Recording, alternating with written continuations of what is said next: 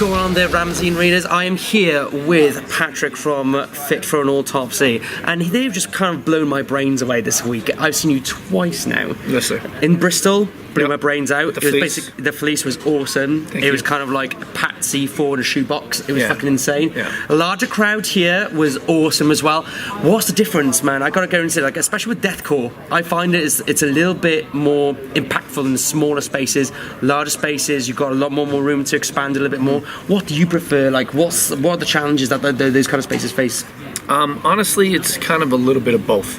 Yeah. I love a big room. Like, we've played some pretty big festivals at this point. We've done Summer Breeze and fucking Open Air, and we did With Full Force was pretty crazy. And those are great because you got a big stage and a lot of room. The sound is insane and people react. Yeah. But those smaller rooms, and even anywhere from like 200 up to like a 500 cap room. I like a 350 cap room that's 150 oversold. Where everybody's kind of really nice in it, don't they? Right. But there's just something cool about like no barrier. Yeah. Being able to lean out and touch the crowd, having people sing along, and you can hear them screaming back your lyrics. Feel it, you can touch it. Yeah, you can, and so and coming from like a good dose of my career was in the hardcore and punk rock scene, so I love that. You know what I mean? People running past and stage diving, and your equipment is at risk all the time. I tell you what, that's the good stuff. Exactly that. I was going to say, because you guys are East Coast as well. To say the least, like, the hardcore scene there has been shaping the world of not just punk, but metal, hardcore, everything you could possibly imagine. That's exactly where it's come from. I was literally listening the other day of Agnostic Front's fucking live album was at CBGB's. Yeah, live from CB's. Dude, it's just great that band. raw, man. It's just like great. I can. And being here, you only hear stories of that, but growing up with it, especially with like Fit For An Autopsy sound as well, again, that deathcore sound as well. Over here, it could be a little bit more diluted. Yes. In a way. But now is the time. I was literally speaking to Sepultura about it earlier on, they totally agree with it as well. It's just like, now the cream of the crop is finally fruitioning. They are coming through left, right, and centre, and I put you guys in that ladder camp as well. It is literally, it is that, because it is that bruisiness, that's that punch into it. What's, in your own opinion, what is the recipe for a good fucking deathcore band? Would you even call yourself deathcore band? It's just like a metal band. At this point, when we first started our very first release, we were for sure in that deathcore world, because it was in deathcore is fairly immature, and bands were just starting to be a thing. Like, I think Suicide Silence was starting to reach their peak, and but we never really sounded like those bands. We were always a little more influenced by death metal bands, but we also had like punk and hardcore influence, because that's where we came from, and that was even more just in the performance than just in the music itself. But it's one of those things where if you listen to our music, we don't really care what from song to song you can get a different feel. So I think we are definitely influenced. A drummer Hosian peeking in back there. Come on, guys, sit on down. Come on, everybody, sing along. This is a family affair. Absolutely. It's one of those things where, like, Hosian. Let's get some cheers. One's over there, man. No, Good switch, guys. Good. That was terrible. It went all over the Perfect place. segment, because we're trying to make it run around. he's running. Sorry about that. These might be edited. If not, then guys, fuck editing it. You've travelled all the way across the Atlantic. The least I can get you is a fucking chair. Our arms are tired. Yeah. Okay. Just quick introduction. That is our bass player, Mr. Blue, and that is Hosian, our drummer. Mr. Blue. Hosian. Nice to meet you there, guys. We're a bit alright in the drums, that must be said. The rhythm section here is fucking outstanding. Massive. So we're talking about the culmination of our sound. Yeah. And especially now, there's so many influences in the band. Like, Blue is like a true rocker metalhead guy, giving him a little shit, but he is for sure he is for sure the encyclopedia heavy metal and Fit For An Autopsy. And then Hosian is, I would say, much more into like the classic rock kind of thing, but also heavy. Yeah. He has a good range. I came from like super hardcore background, early punk rock stuff.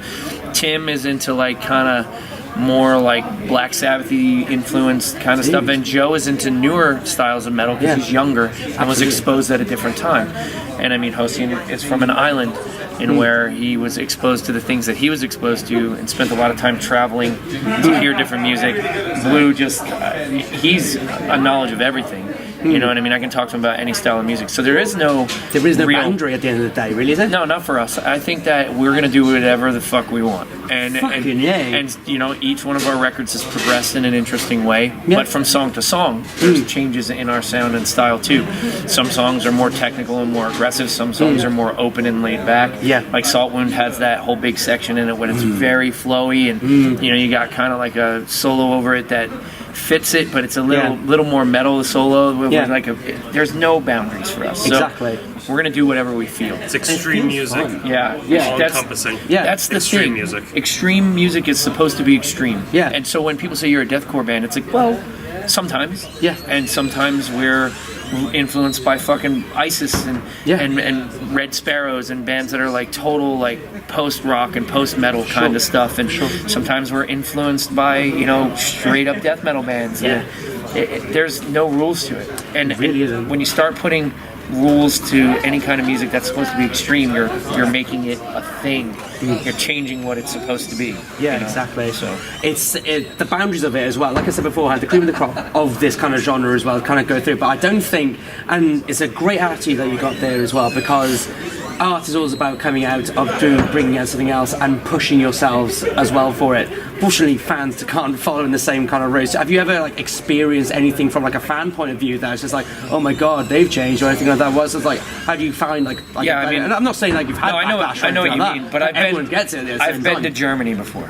German guys like to tell you how much better you're. Extremely honest. I love it. I very much love that, because that means that you like something that I did enough to tell me that you liked it. So, I don't know about you guys, but I feel like fan-wise, I feel like a lot of our old fans still really like what we do. Yeah, we see a lot of very familiar faces in a lot of the places that we go.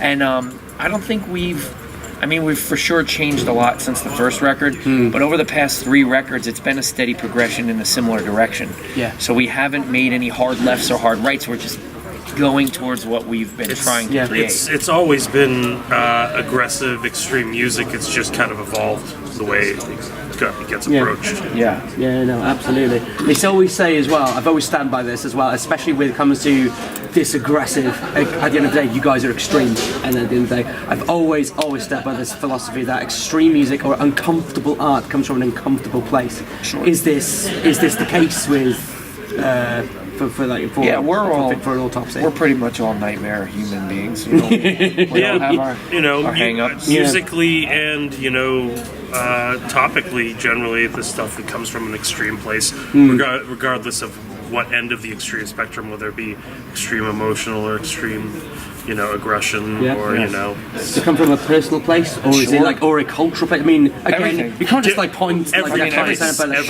Yeah, man. I mean, one thing I was gonna say, the East Coast is a hard place to fucking grow up in. Man. It's a fucking dog eat dog world, man. I've been to Peabody, Boston, Massachusetts, man. I've been to these kind of. It's nice. I've been in Natick. I'm from that Boston area, so I'm a big old Bruins fan as well. Right. In fact, I'm big over that. I went to a couple of Red Sox games as well. When fucking Hurricane bloody blah came around, and it was just like, it's the best rain I've ever had. And I'm fucking Welsh. I love rain, right? It's fucking A. But like I said, like growing up there, like you hear stories and stuff like that, but you got to paint a picture for them. It's like a lot of bands come over to me and they're very modest about it. But dude, what is it like? Like this music is obviously like united you guys, and you're making this for some reason. And what is that? Dude, paint me a picture. What is it like? Well, growing up in my era and my experience, I started going to shows with my older brother in the late 80s. And it was very punk and hardcore driven. And it was fucking scary. Yeah. It was scary. The people cops come around, surely. Not just cops, just the people that were at the shows. And, you go, and there's these monsters, like, killing each other. And I was 10, 11 years old. So for me, like, that was a very interesting thing. Yeah. Was gun violence, I know it's been a very big thing, but, was gun violence a big thing at all? Not in that. And, I know that we're going through some things right now with that, but it was more like street kids, you know, than anything else. And I know it spilled over, especially in the Northeast where he's from. You know, the hardcore scene and the metal scene always kind of culminated together in some way, shape, or form. So you would have like these extreme people, and when I say extreme people, I mean some of those people were very. You saw some things, you know, and it's a little different now, but it's still, the element is still there. You know, just makes you appreciate like how important music realistically is to get, you know, not just kids just doing something creative, but it's just that. Even outside of, you know, scene specific, you know, days and stuff like that, it's just like heavy metal and aggressive music and whatever you want to call it has been around always for kind of the outcasts anyway. And it's kind of been the outlet for that, you know, and you know, in a shitty world, it's, you know, just something to help cope with the shittiness regardless, you know, how you approach it. You know, have a place where you feel normal and like you fit in, and to have a release, you know, that weekly show, you know, from the time I was a little kid until, I mean, shit, now I'm playing in a band, I probably go to shows more than anything else now. But that release, that, you know, see people wearing the same shirts and listening to the same things, you know, like kids that listen to metal in the late 80s, early 90s, and even into the early 2000s, it wasn't as accessible. So you got looked at very differently. So, you know, all those kids that were listening to New Kids on the Block, and then you come walking in with a Slayer shirt on, and who's this freak, you know what I mean? And there's that old, you know, that old thing about like how you were definitely looking for people to mold with, people to fit in with. How important is that in that kind of society? It's important in everybody. Everyone wants to fit into something. You know, otherwise you just, you know, everybody wants to have people to identify with. You need to know that people feel the same shit as you. I think it makes you feel less alone. I mean, the worst thing that can happen is you can feel like shit and then be alone. And then you're in it by yourself. You know what I mean? And that's a whole nother thing. Like, you know, that's things that we address in our music too. That's why so many different avenues in this world that exist in general is because people are looking for their own, you know, way to actually identify personally with something, and you know, whether it be music, whether it be art, whether it be you know, your lifestyle choices, or whatever gets you off in this world. You know, so everybody's looking for that. Oh no, absolutely. And I think that it's done like perfectly. Today is a perfect example of that. You guys are here in the buttfuck middle of nowhere, North Wales, and still you've got people like fucking having the best time of their lives. And like, you know, was it 1 o'clock, 2 o'clock in the afternoon? 2 o'clock, They're still out there hooting their fucking things, going on, they're going mental for it.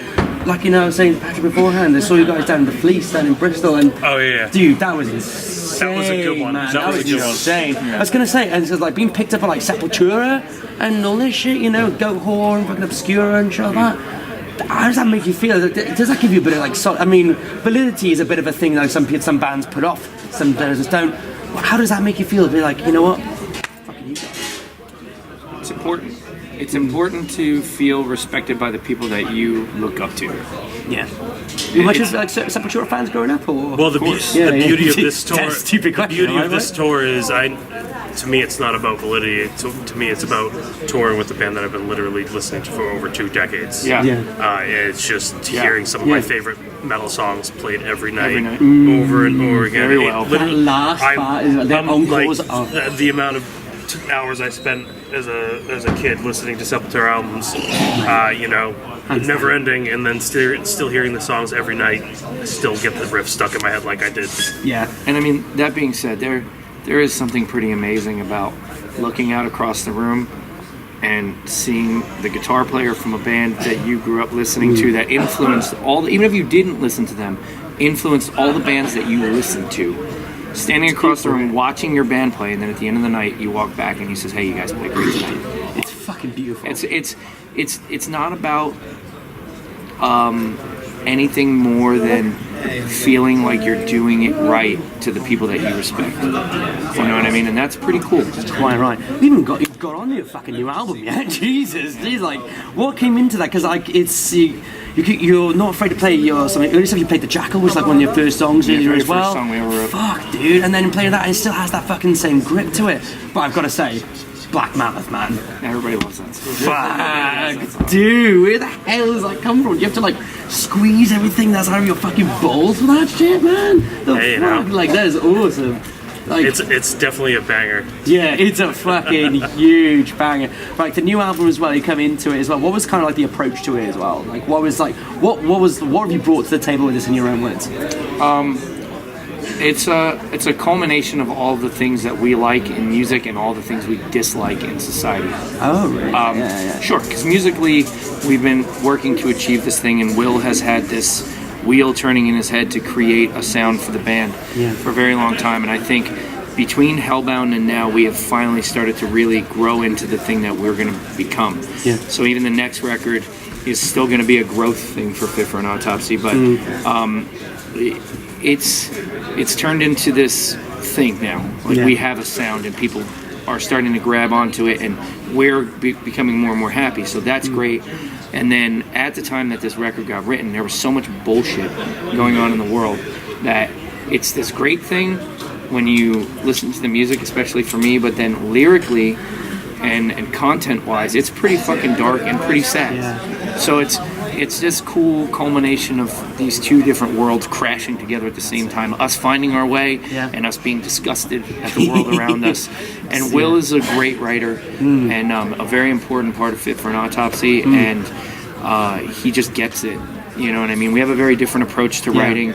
Will is the main writer for the band. Yeah. And it seems like on this album we're all going to have a little more input because we're all going to be spending a little more time in the studio, which will be cool. But the last record and the record before, I mean, those were his brainchildren. Yeah. You know what I mean? And he really crushed it live. I mean, in the studio, rather.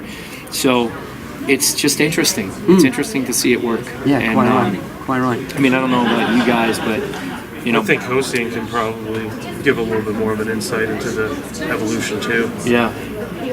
Trying to get a little bit more open, bigger sounding, Yeah. more groovy. Because he said like there's an idea on the horizon for Fit For An Autopsy. What is that shaping up to be? And quite curious, like, what is there an end? Surely it's not an end goal, but there's a. Because I always had the philosophy of like the horizon you should always give game for it. If you're getting closer to the sound that you like, then you just turn the other way and just fucking explore somewhere else. I don't think necessarily, you know, that I think that's too quick of a movement and an evolution, you know. Like once you've found something you truly gel with and you know, vibe with, stick with it and explore with it before you take that turn, if you will. Yeah. You know, there's nothing wrong with exploring that and, you know, making the most out of what you found before you try to, you know, whether it be incorporate other elements and stuff like that. You know, I find that, you know, the best bands, their evolution is natural and gradual. Yeah, you know, absolutely fantastic. And it's not that there's like a mapped out, written out thing, but I know, speaking from our conversations, we want to create music that goes over well in any atmosphere. Yeah. That, you know, we can go out and do a huge festival and sound crazy and big and huge and have the music translate in that world, and then play a small club and have the same kind of feel. Yeah. We want to, you know, Hossein, like I was saying before, he's very into drums and very into, you know, what the guys that came before us did. And he's from the school of, you know, making it big and open and huge, and that goes over great in big venues, but we also want it to stay extreme and we want it to stay aggressive. So there's a weird math behind that somewhere in there. It's a weird formula, right? We're still kind of walking into that. Yeah. So when I say we're finding our sound, it's more like we're figuring out how to write the music that, you know, we all want to hear in our heads. Yeah. So it's formulating the next step, like an architecture kind of thing. That's just building up on top of that as well. Every movement. I mean, bringing Blue into the band now. Blue is like the kind of guy that if you fart during our set, he knows, and he's going to say, "Hey, asshole." And it's the same frequency I heard that fart. I heard that fart, and it was out of tune. You know what I mean? Like that kind of shit. Yeah. And like, so we're becoming a tighter, better live band, and we're all working harder to that. So then, now Will is writing this music in the background, and we're all going to kind of put our own spin on things, and hopefully be able to do this stuff in the studio. And then live, we hope it translates a certain way and creates a certain atmosphere. But we don't know exactly. But we just know that we want it to get bigger and better and tighter and heavier. And whatever is going to happen, we just want it to be sicker than the last record. That's it. Dude, what would you like? Have you played stadiums yet, or like arenas, or anything like that? We've done some. Should biggest, be done. How would you feel about not that? if there's only 30 people there, though. But yeah, I was gonna say, what would you rather? Like, because that question came out to me the other day. The only way we can answer that question is yes. Fucking right. Will we play a 100-cap room with 50 people in it and have the same amazing time as we would have playing in front of 30,000 people? We talk about this all the time. Yeah. Fucking A. Yeah. We've gone on this tour.